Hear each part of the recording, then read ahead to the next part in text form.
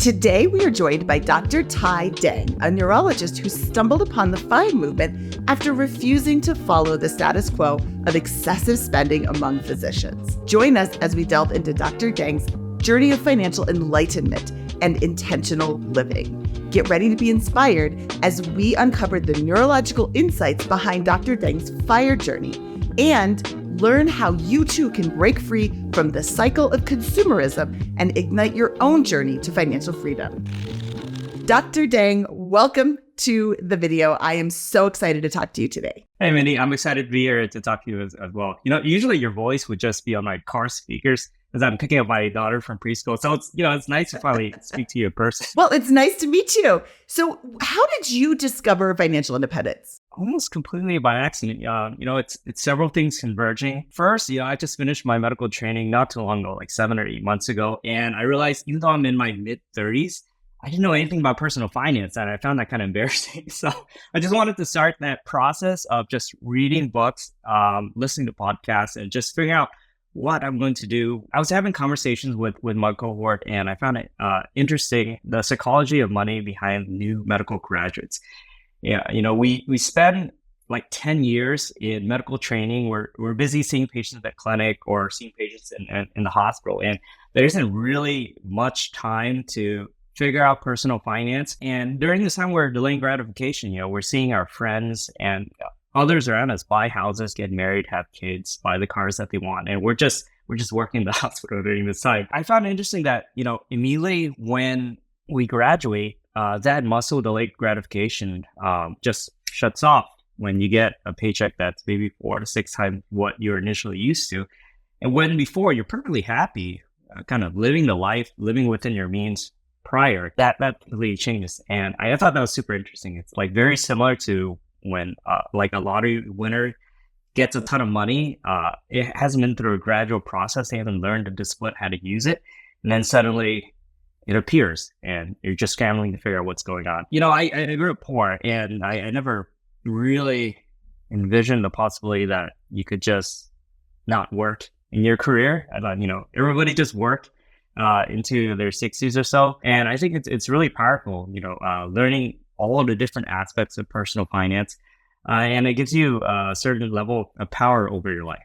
I want to take a step back to the very beginning of what you said. You said, I was just out of college, out of residency, and I realized that I didn't know anything about money. And you're a doctor. You are well educated, and you didn't know anything about money. And I'm not saying that to be like, haha, look at you don't know what you're talking about.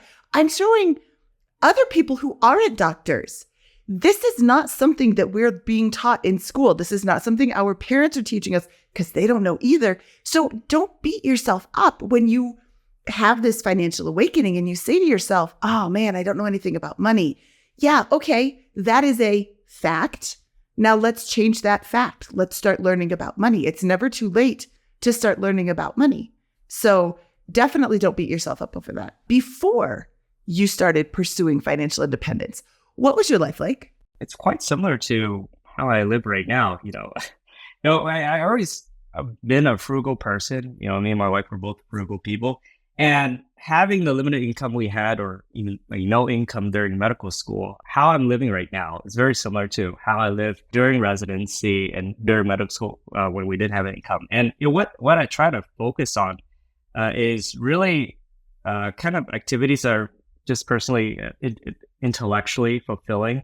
I try to learn new things and try to read books, or doing other things that are just fun and it doesn't require too much money, like hang out with my daughter at the park, or just hang out with my wife. All these things. I still do the exact same thing, even though my income is higher, and I'm perfectly happy where I'm at right now. What was your debt load exiting medical school and college? And once you were all done learning, what was your debt load like? It's a large number, maybe not as large as some other medical graduates, but I had $270,000 worth of loans. And I think, it's a big number for anybody to kind of conceptualize. And when I took it out, I was in like my mid-20s. When you're young, you don't really understand what that number means. It really is just a number, and you're just focusing on doing what you plan to be doing, just like anybody else in other fields of training where they have to take out student loans. You're just happy that you got into whatever field that is, and you're just working your butt off to be successful. Only years later, and for me, like 9, 10 years later, you realize, oh, this is a huge amount. I have to figure out what to do with this. But yeah, it was 270,000. Let's address the elephant in the room. You had a giant amount of debt, but you're also a physician making good money. Do you still have the student loans, or have you paid those off? Yeah, so I was lucky I paid it off last week of December. Yay!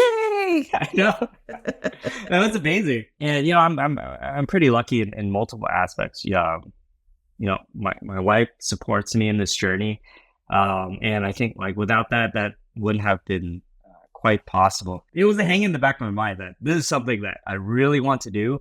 And when July hit and I started working, I just put 100% of my effort into paying off those loans. It was a weird dichotomy between, I have other friends that they're enjoying their houses that they just bought or like other things. And I'm here in the same place putting thousands of dollars into my loans. But yeah, I'm very happy that that's taken care of. And it just allows me to focus on my own life. I still practice as a physician, but now I can, I have the freedom to not have to do it because of money, and that I have the step that I have to take care of. I can practice medicine just because, I want to practice medicine. Is retiring early the goal, or was just becoming financially independent so you had more options the goal for you? Yeah, so I think it's a little bit of both, like most people on their FIRE journey. I think most of us, we just want to achieve financial independence. So we have the sense of freedom, similar to achieving debt freedom. You have the sense of freedom. I truly don't know how I'll feel in 15 years about being a physician. And I think it's like predicting the weather. How can you know 5 or 10, or 20 years down the line what's going to happen? The reason why I'm trying to work towards financial independence is so I have that autonomy to where I can choose different things. It's such a big part of our culture to define our lives based on our career.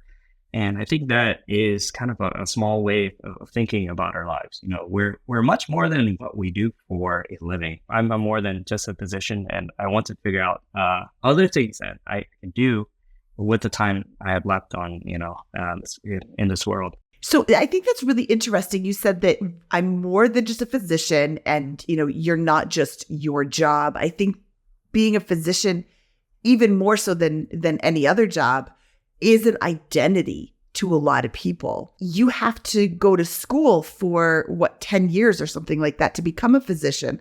I'm clearly not a physician. How do you reconcile all of the time you put into your education with exiting the workforce early, or potentially exiting the workforce early? There's this sunk cost fallacy that really, I think, keeps people locked in their jobs and not even considering financial independence, even just getting their money right, because they left so much, they spent so much time getting there. And, how do you reconcile that? That is a really interesting point. And I think the interesting aspect is that, even though I just got my first attending position last July, I've been doing this for 10 years or so already. So that's maybe 25 years of doing one particular thing, which I think that's a lot of time doing any one thing. Being a physician is a calling. You're doing, you're very fortunate to be involved personally in the lives of so many different people, and help them through really difficult times. I look at an actuarial life table of how much time I have left. Apparently my lifespan is the age of 86 or so, which it sounds like a long time. I'm 35 right now. I still think that's a very short amount of time left on Earth, and there's so many other things I want to figure out and do. There's so many skill sets, so many different things I want to learn throughout my life.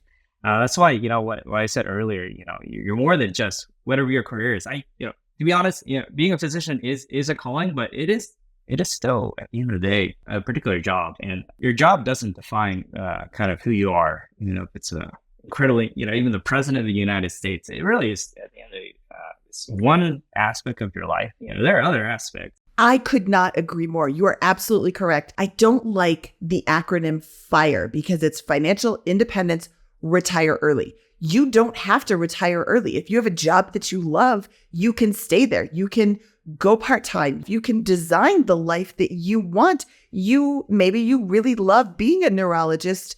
You just don't want to do it 75 hours a week. Hey, I wouldn't want to do it either. I wouldn't want to do it at all, but I wouldn't want to do anything for 75 hours a week. So yeah, getting your money in order, getting yourself financially set allows all of this freedom. And that's the whole point of the concept in general. So, well, let's talk about your investing and how you're going to get to a position of financial independence. Now that you have paid off your student loans, where are you putting your money? I kind of want to step back and kind of address how I approach my problems. And it's very educated by a medical way of addressing, figuring out therapies for your patients. So we follow something called evidence-based therapy. So where you take the sage advice of kind of your attending physicians that train you, they practice a certain way, and then you see patients and you kind of model their behavior.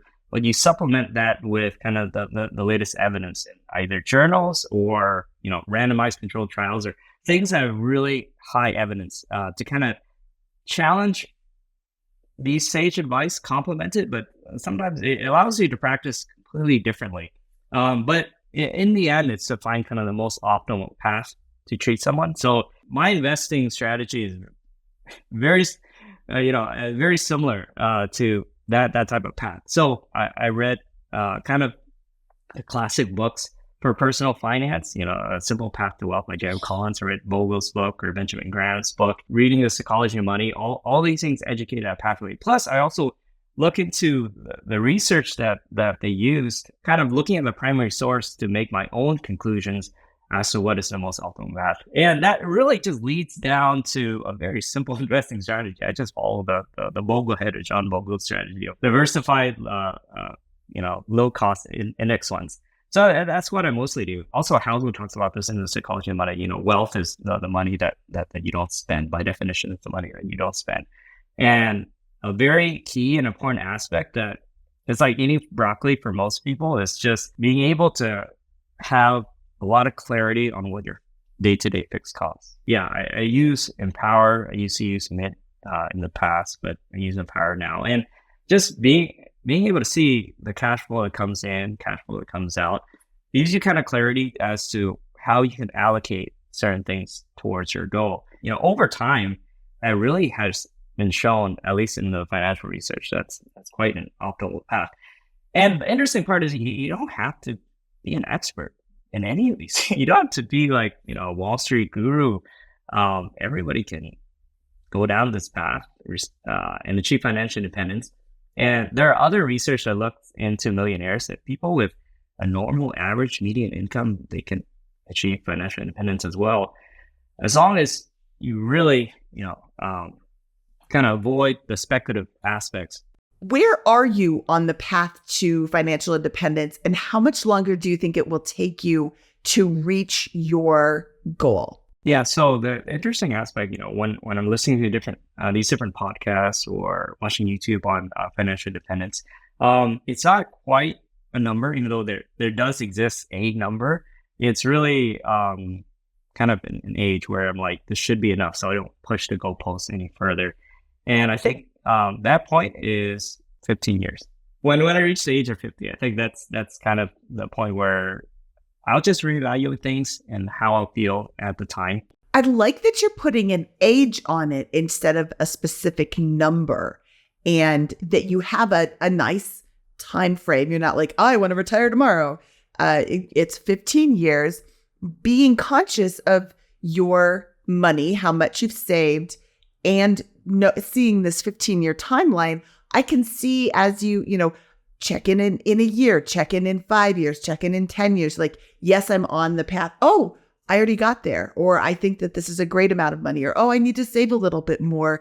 It's not quite where I thought it was going to be. I like the idea of an age instead of a specific number. Dr. Dang, what is your biggest FI takeaway that you would like to share with our audience?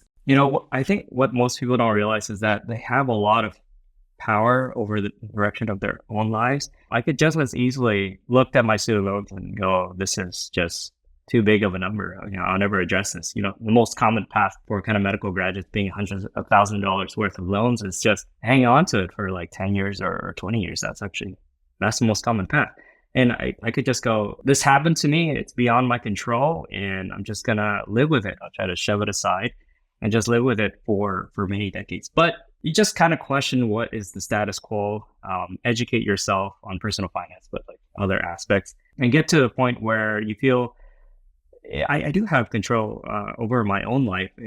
You'll find that, if you take control of your personal finance, it can add a lot of power and control over your life. Psychological studies really show that once you have autonomy in your life, that's where life satisfaction kind of comes from. That's where happiness comes from.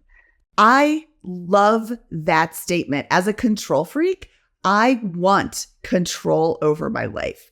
And I have a hard time identifying with people who are like, well, I guess that's just what happened. I can't control it, so I'm not going to even try. Oh, that is not my mantra at all. I want to have control over my life.